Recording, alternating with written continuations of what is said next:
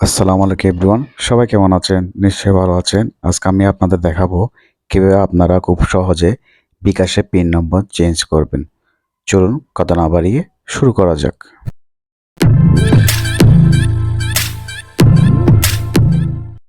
Pin পরিবর্তন করার কিছু নিয়মকানুন আছে।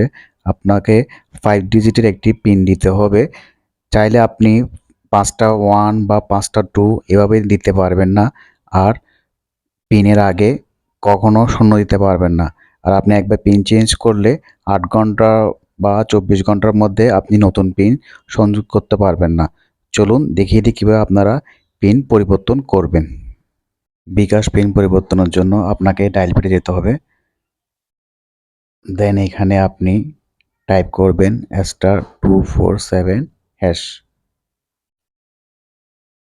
*247# ডায়াল করার পর এরকম একটা ইন্টারফেস আসবে। দেন আপনি এখানে যাবেন মাই বিকাশে যাবেন, 9 যাবেন, তারপর সেন্ড করবেন। দেন এরকম একটা ইন্টারফেস আসবে। এখানে দেখুন 3 নম্বর আছে চেঞ্জ পিন, 3 যাবেন। আপনি 3 টাইপ করবেন, সেন্ড দিবেন।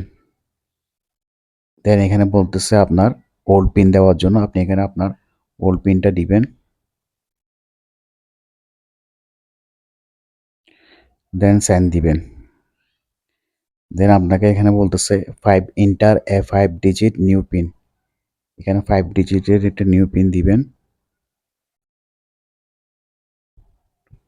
তারপর সেন্ড দিবেন। আবার কনফার্ম দিবেন,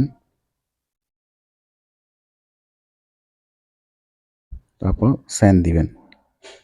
দেন এরকম একটা ইন্টারফেস আসবে। দেখুন আপনার পিনটি সাকসেসফুলি চেঞ্জ হয়ে গেছে। Your mobile menu pin has been changed successfully, তারপর ওকে দিবেন।